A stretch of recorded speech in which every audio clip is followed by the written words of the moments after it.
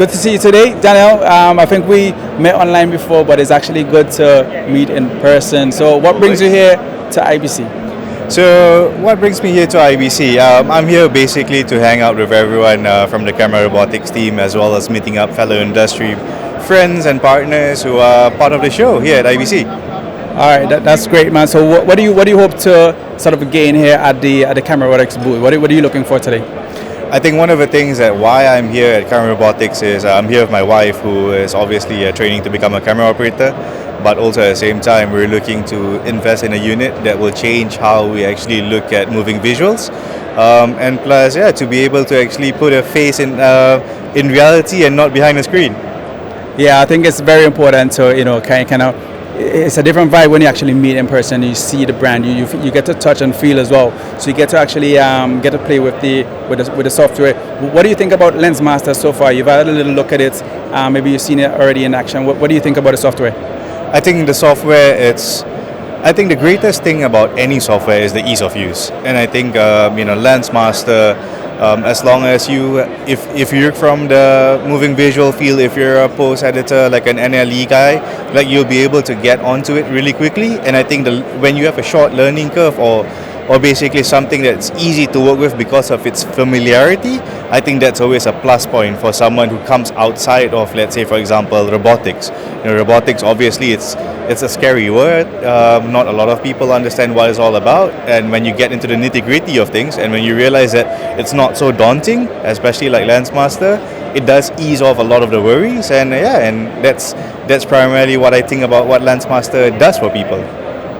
Yeah, for real, and I think that's important. And I think also what it is that you're looking to achieve, and the size of your operation also helps, because when if you're somebody like me and we're doing most of the elements of the production as well, that's the last thing we want to have. We don't want to have something too complex that are going to take up much more time, and we're trying to firefight with everything else.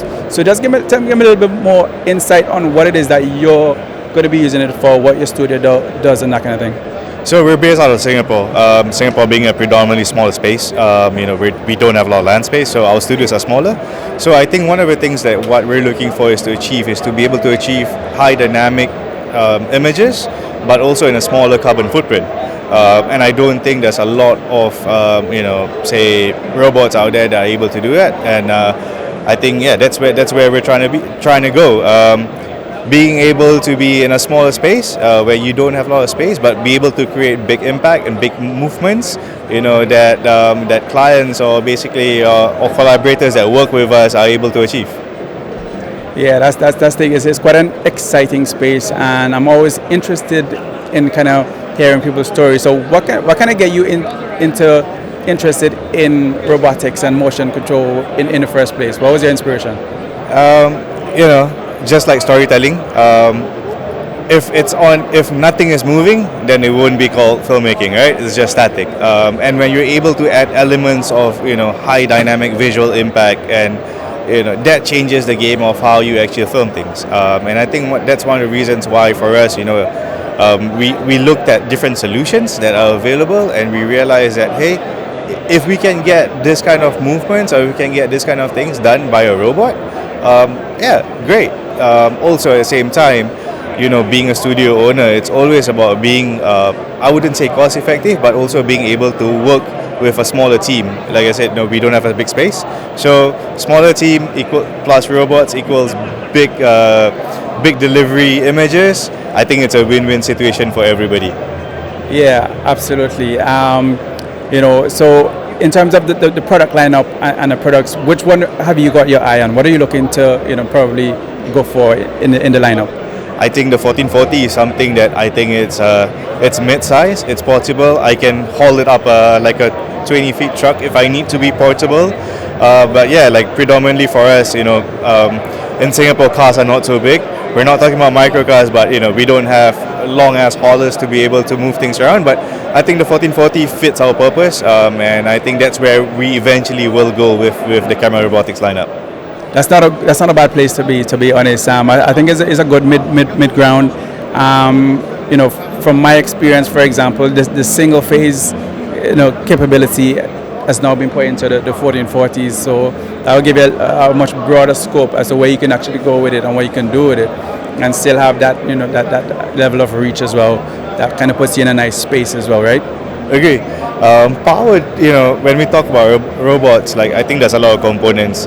Somehow like for me, like being able to deliver things using a wall socket or like a 13 amp socket actually solves a lot of their problems instead of trying to be able to get a generator and stuff like that. Trying to be eco-friendly per se, I wouldn't put it out there that that kind of stuff, but I think the idea of being able to go with a single phase solution and being portable and being to do it in a smaller footprint, I think that's a win for a lot of cases. Yeah, portability definitely, and I've seen these systems, these single phase systems, being run on these portable battery stations as well. So that could also be another option if you're shooting in a remote location, that you can actually get through with it as well. Definitely, man. Like going with the ethos of like less is more, and I think that's where all of us are at right now. For a lot of filmmakers, we try to be as compact as possible, be as mobile as possible, so you can pay more attention to the details. But yeah, being able to run single phase, portability, a smaller crew, but also be able to concentrate more on the storytelling elements. It's 50% robots, 50% storytelling elements from what I've seen today.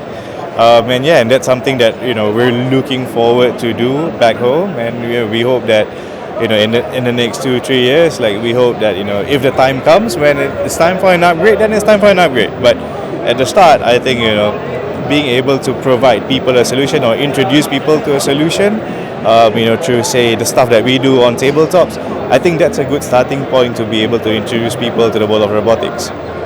Yeah, definitely, and I'm excited to kind of welcome you to the Camerabotics community. It's a very we're all very open with the information. As you can tell, like we always want to see people grow and develop as well. So I'm looking forward to having you, having more chats with you. And I know once you get your system, there'll be even more conversations to be had, and be part of the growing community of people who love robots in cinema.